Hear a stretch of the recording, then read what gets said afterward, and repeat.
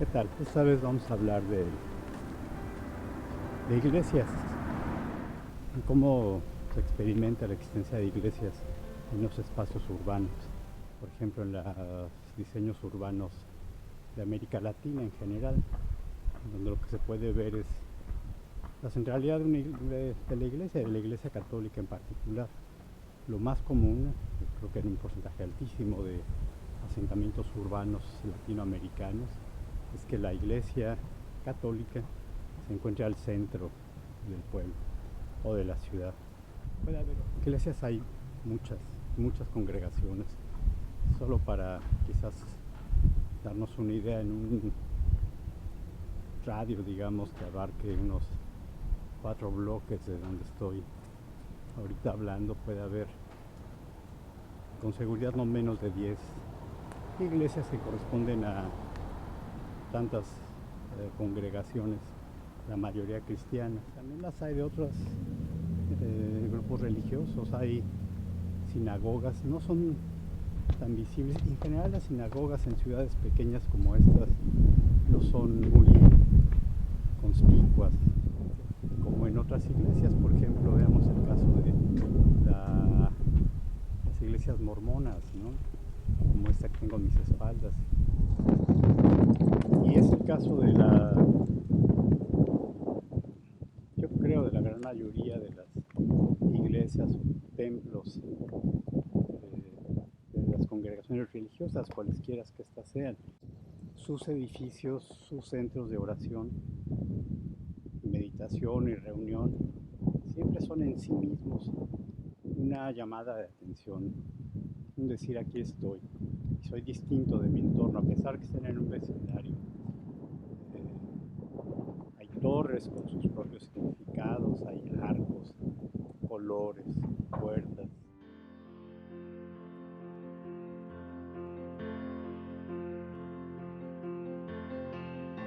Vamos a realizar estas visitas que hemos comentado a los templos, iglesias y centros de prácticas religiosas.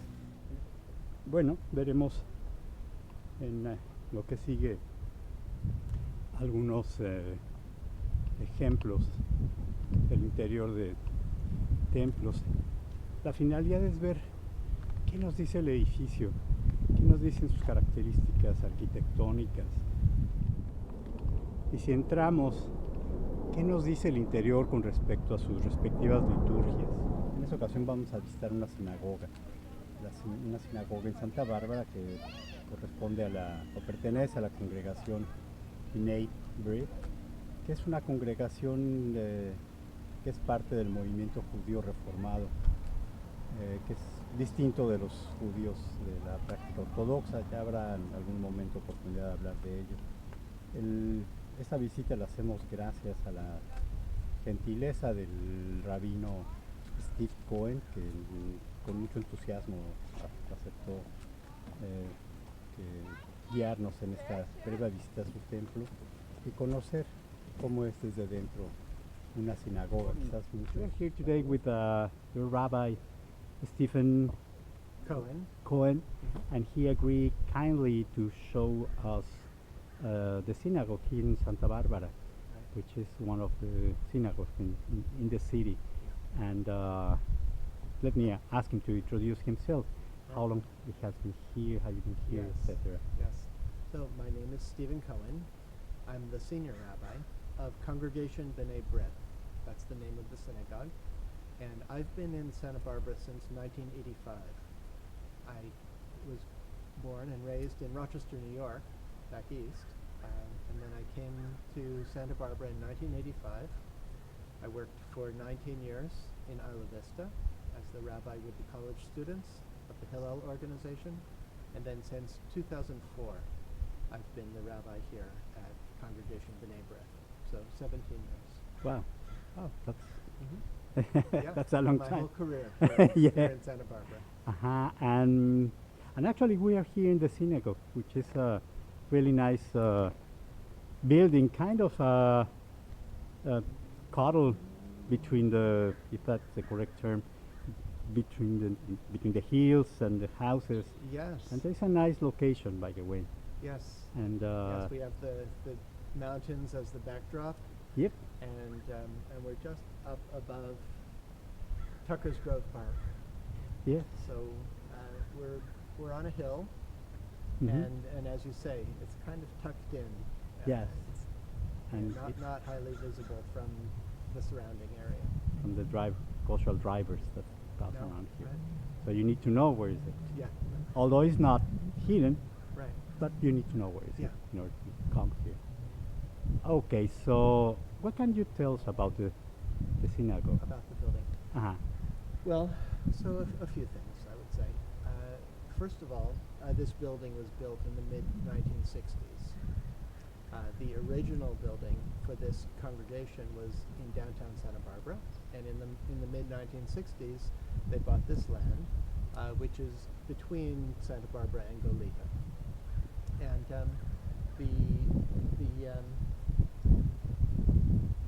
the building really, I would say, it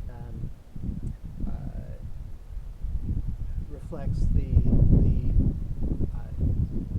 double, at least two, well, really three different purposes: house of prayer or Mhm. worship, Mhm. house of gathering, and house of study.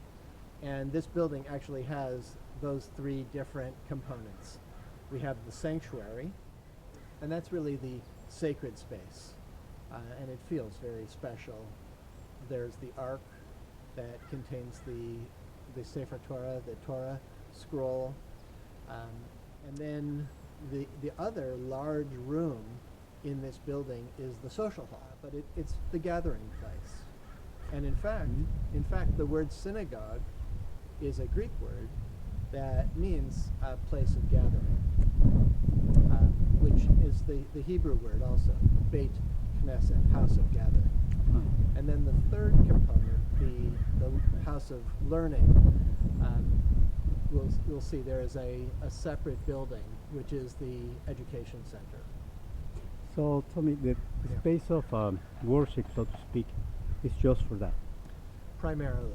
That's It's right. not. Sometimes we'll have a speaker in there, Mhm. but in general it is the sacred space for prayer, So for other purposes, you prefer to use the other the spaces. social, right, or the education center. Right. How this architecture kind of takes some elements from the California colonial revival. Barbara architecture, and as you said, the tile roof. Mhm.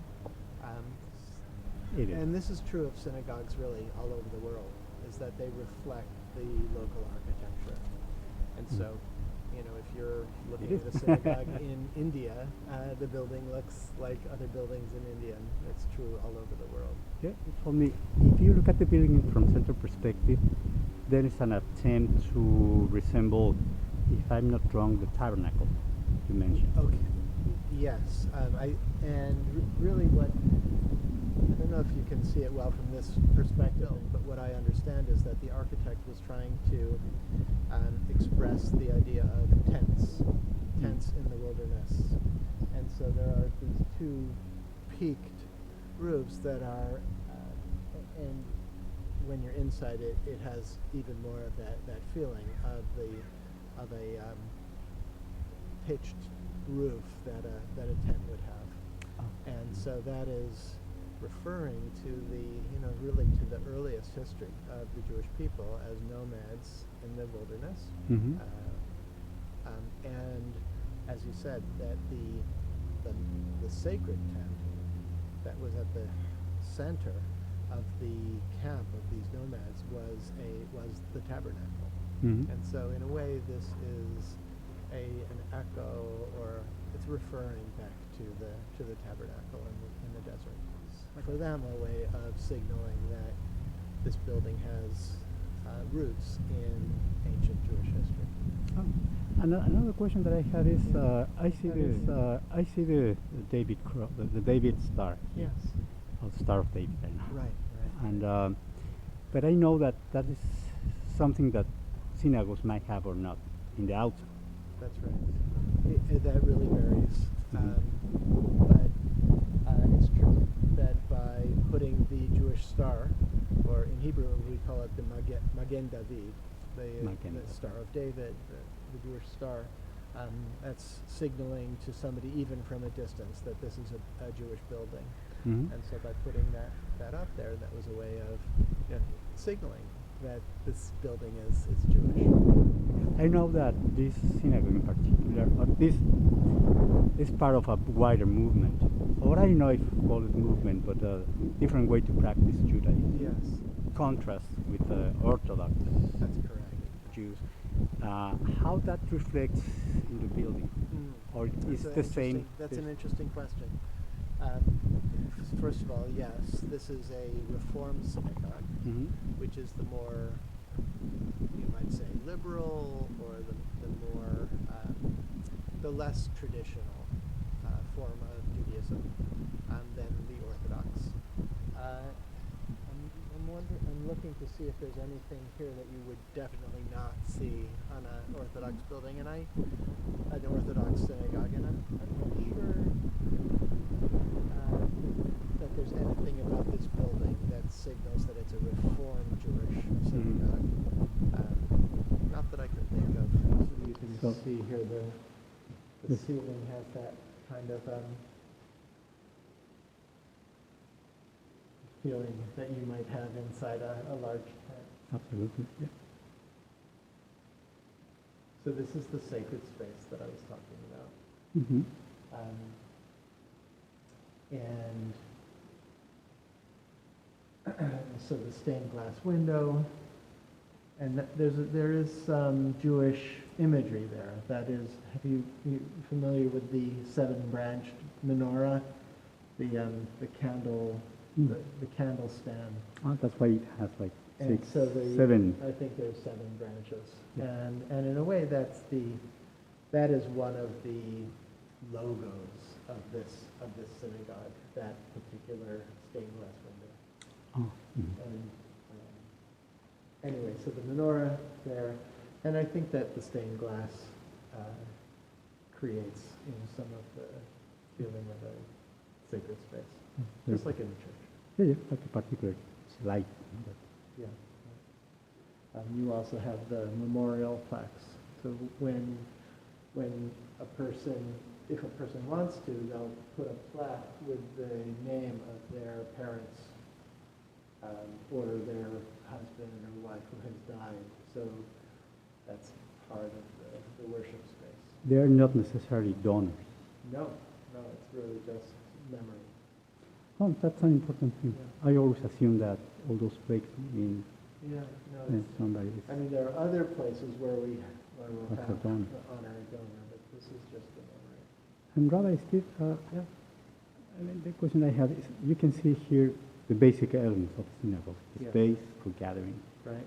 and I don't remember the names in Hebrew, but you have the space where you have the Torah, Yes. which is something that you have in all synagogues, regardless. Absolutely. And it's the Torah. Would you like to see it? Oh, please. Open it.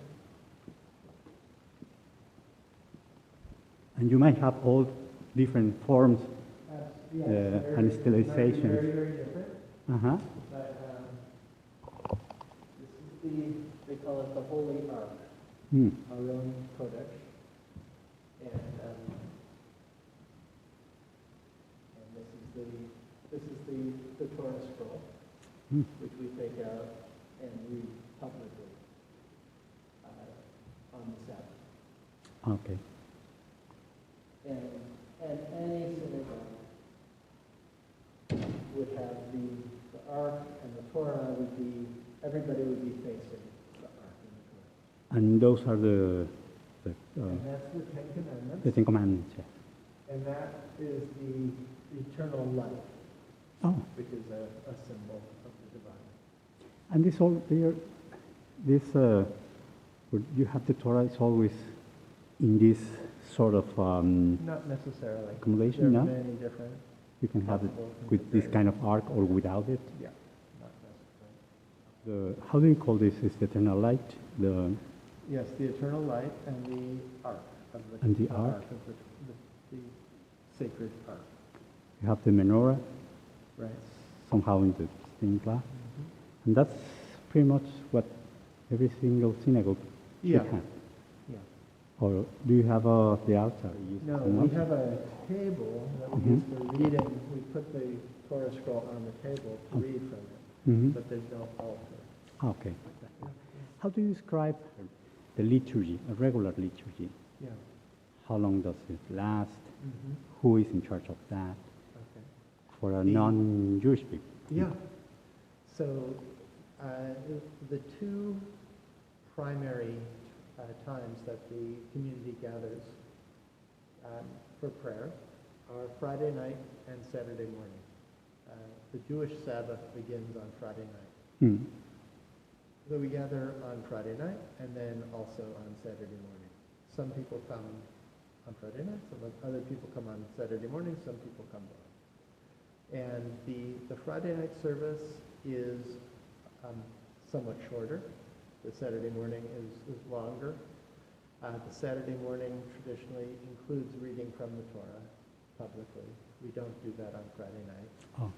Um, The reading may be done by some of the members of the the community reading or might the be rabbi. done by a member of the clergy, or by a member of anybody can do it, any member of the congregation. And in fact, when a young person reaches the age of adulthood, when they become 13 years old, we mark that moment by having them read publicly from the Torah. And that's called bar mitzvah or bat mitzvah. Oh, yeah. And so the liturgy is a combination of, this would be a major difference between a Reformed synagogue and an Orthodox synagogue. The Reformed synagogue, the liturgy is a mixture of English and Hebrew. An Orthodox synagogue, completely in Hebrew. Completely. Yeah. So part of the children's education has to do with learning Teaching Hebrew. That's true here in any synagogue. Hmm. Jewish education really is focused on learning Hebrew. And this, the reform, when did it happen?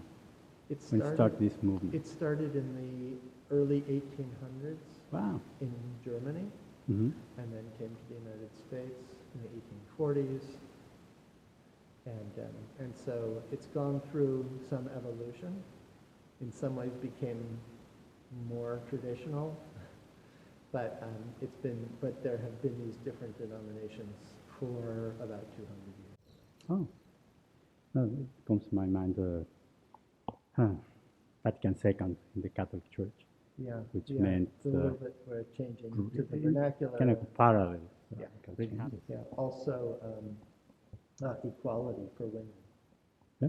is another difference between Reform and Orthodox. Because in Orthodox, the rabbis are only men, and the community worship is primarily the men.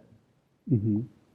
So women are in a different. In a different section of the sanctuary, and they have different roles. The woman is more in charge of the home, so that's another. Mm-hmm. And in Reform synagogues, there are many women rabbis now. Oh. Mm-hmm. Do you have some rabbis, women in Santa Barbara?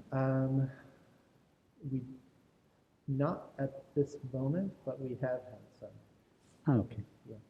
Okay. Okay. Bueno, esta fue la sinagoga, una de las sinagogas que